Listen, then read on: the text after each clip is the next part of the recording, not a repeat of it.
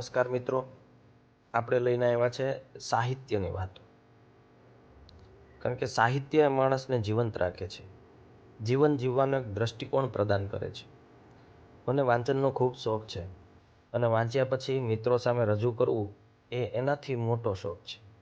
મારી પાસે એક પુસ્તક છે જેનું નામ છે અમર શેર.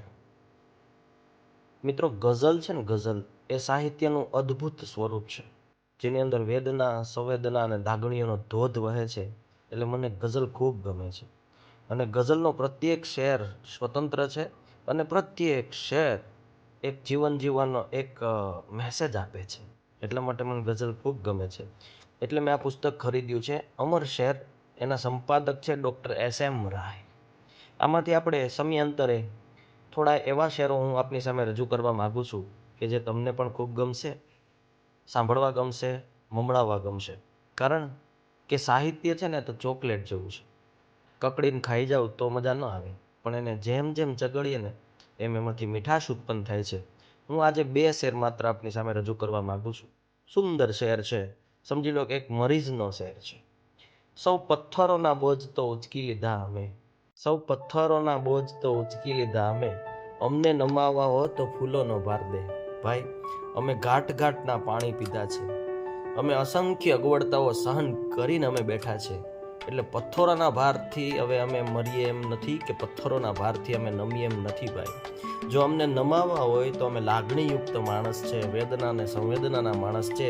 એટલે કહ્યું છે કે અમને નમાવા હો તો ફૂલોનો ભાર દે. સૌ પથ્થરોનો બોજ તો અમે ઉચકી લીધો, અમને નમાવા હો તો ફૂલોનો ભાર દે. આ મરીઝનો શેર છે. ઘણું બધું કહી જાય છે. બીજો એક એવો જ શેર હું આપની સામે રજૂ કરવા માંગુ છું કે દેહ માટીનો લઈને તો ચાલ્યા છો, દેહ માટીનો લઈને તો ચાલ્યા છો, રાહમાં આગળ સમંદર આવશે. તમે જે ધ્યેય લઈને નીકળ્યા છો ને મિત્રો, એ તમે માનો એટલું સહેલું નથી. ઘણી વખત એવું થાય કે કોઈ અઘરું કામ લઈને નીકળીએ પણ તૈયારીના નામે ઝીરો હોય છે. અને એટલા માટે હનીફ સાહિલનો આ શેર છે કે દેહ માટીનો લઈને તો તમે નીકળ્યા છો, રાહમાં આગળ સમંદર આવશે. એટલે જે ધ્યેય લઈને તું નીકળ્યો છે ને ભાઈ, એમાં અગવડતાઓ ઘણી બધી આવશે, તો એ પ્રમાણેની તું તૈયારી પણ કરતો જા.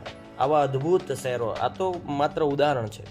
આનાથી વિશેષ શેર સમયાંતરે હું આપની સામે રજૂ કરવા માગું છું. આશા રાખું છું કે આપને ગમશે અને આપને મજા આવશે.